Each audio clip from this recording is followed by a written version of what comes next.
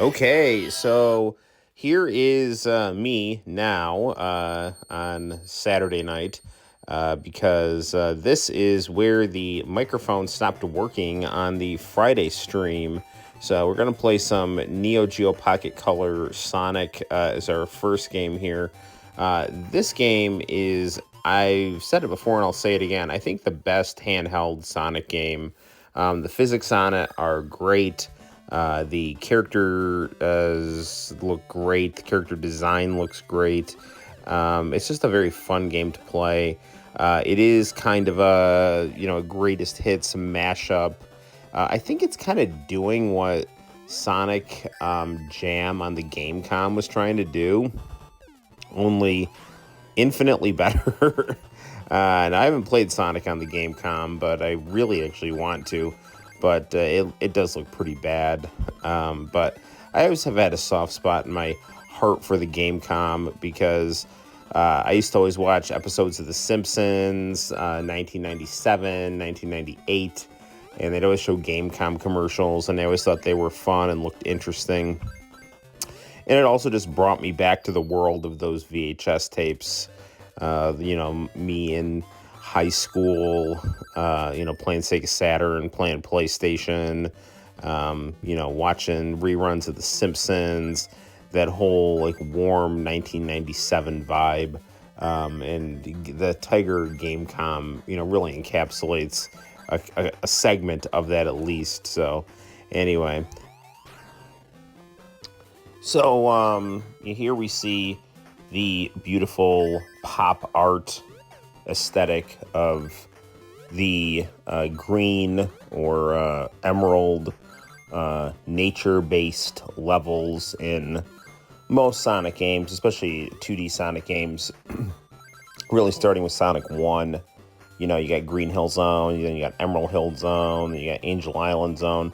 Especially Sonic 1, also Sonic 2 as well, but it was a real kind of surreal, late 80s, early 90s pop art aesthetic with, just the tiles and the kind of stylized geometry of the texture patterns of the level. Really cool. I think it would have been actually really awesome if they kept some of even the more trippy stuff, like the flying saucers in the background.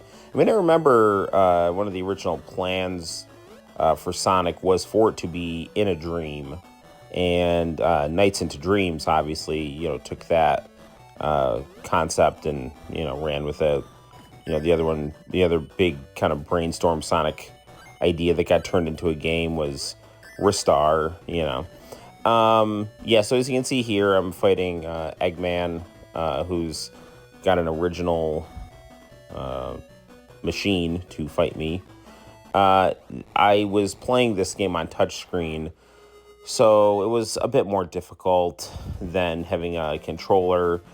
The actual, physics of this game feel really spot on to a Sonic game, but I felt like some of the controls to this game, my response time to certain things was a little off with the touchpad because the touchpad, when you've got buttons, it's a lot easier to have real buttons. But I mean, RetroArch handles itself well, so that these games are enjoyable and easy to play on the go. So I mean, no major complaints. But another big thing I was worried about was when holding the phone controller, I didn't want my hand to go over the microphone and, muffle things out or whatever.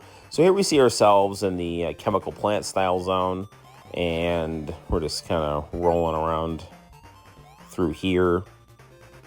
I really wish a official Sega game would make the Genocide City level. I'd love to see Sonic in some kind of mechanized Blade Runner-esque level, I know that the second to last level in Sonic Spinball is based on Genocide City, so, we did actually get somewhat of a Genocide City preview, although it was totally within the Sonic Spinball game mechanics, which are, I would say an average pinball simulator made extra special by wrapping it in Sonic lore and having Sonic and whatnot. So, because that meant something in the 90s, man.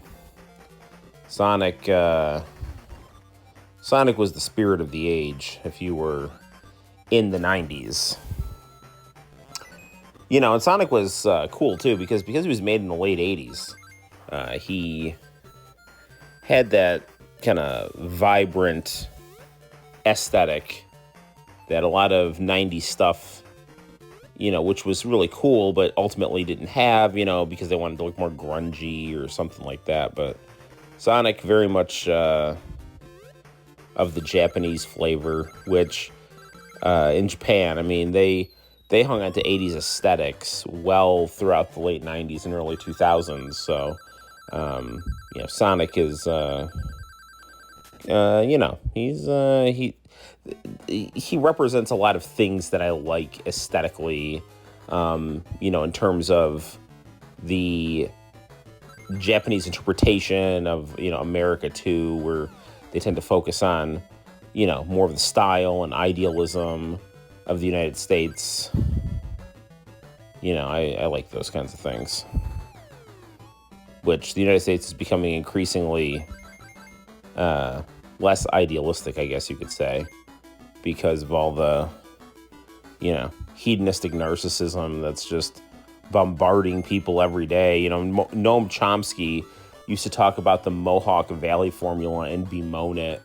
The Mohawk Valley formula being like, oh, we're all living in, harmony, and why do you want these rabble rousers, stirring things up and making trouble for the, your ma and pa corporation, So I think it's much worse, actually, that we've gotten away from the Mohawk Valley formula for the most part, and now we just have, just these, Netflix shows or HBO shows or wannabe Netflix or HBO shows where it's just people just treating each other horribly, and that's supposed to count, as like authentic or interesting. I mean, it's kind of like ECW, right? I mean, ECW got really popular at the time because it was different, because wrestling was so sanitized and it was a novelty. But, now that, the kind of traditional positive aesthetic of wrestling, is in a lot of ways, gone or considered passé. It's very hard to bring that back. But ECW, made it interesting. But, once everybody started, doing what ECW was doing, then it just, kind of created not great standards as kind of a norm. So the same things happen with pop culture. We've all just kind of gotten kind of drilled into our heads that if it's not someone acting like a hedonistic narcissist throughout the, series, then it's just not really worth your time. And that's, I think, why you have so many people, acting like jerks. And I just remember the Frankfurt School quote about the rise of fascism in Germany. It was always like, Germany was a society that could achieve anything, but it believed in nothing. So when I see all these like nihilistic, hedonistic, narcissistic shows on, Netflix or things like that, I just think to myself, like, dude, you're literally destroying society. I mean, I'd give my left foot for the Mohawk Valley formula over that stuff, because the Mohawk Valley formula, I mean, within all these like pictures of idealism and kind of utopia of like the middle working class is the aspirations of that class. I feel like it's really the bourgeoisie that, really kind of, the so-called like, people who consider themselves on the left, but are like super bourgeois in their values, they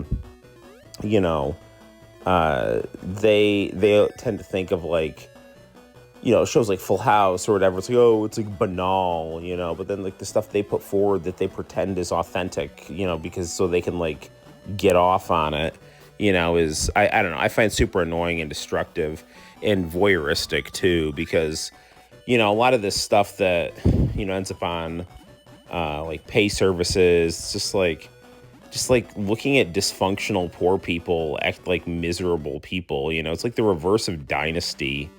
But also it shows how out of touch you are, because like, I don't know, I feel like where I live, if I want to see people like acting like dysfunctional idiots, I'll just look out my window and see what's going on in my neighbor's driveway.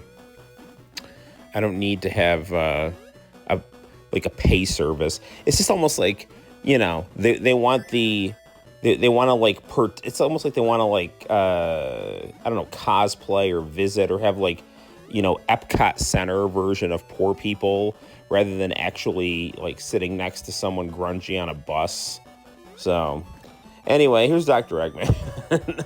I had a really hard time fighting this boss with the touchpad because, as I said, sometimes my thumb would just not go on the right buttons and whatnot. So I had quite the hard time with this boss at the secret plant zone, not to be confused with the chemical plant zone. So yeah, but it was a fun. I had a fun go at it here.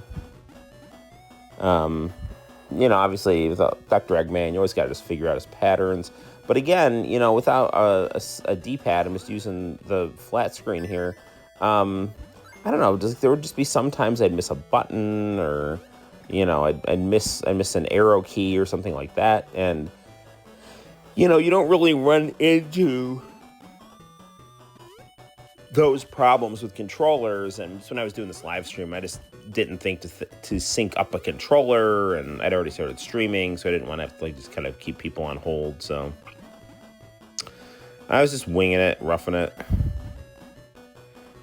This fight's going fairly decent. The problem here, though, too, is if you don't have good command of the controls, then, if your ring bounces off the screen, you're not going to get it. And, one of the kind of strategic things about Sonic the Hedgehog is always being able to kind of grab those rings after you get hit, or at least just grab one ring and just milk it for as far as you can get, Here comes the boss.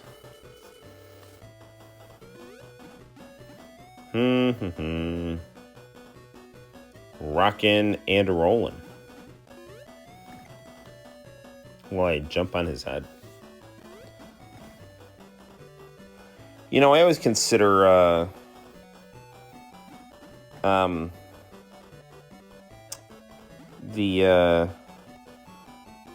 boss fights in this game to be of a good quality. It's interesting how this game did a lot of just like borrowing of old Sonic games, but they did do some cool stuff. Like they made original bosses, and it really was just like a cool, aesthetically different but on point Neo Geo Sonic port with I think just really, really spot on physics. I wish they did more. Because like the Sonic Advance games and Sonic 4 and things like that, man, it's just like they're not as good as this game.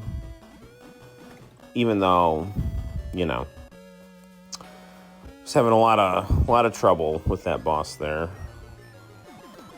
So, there's that.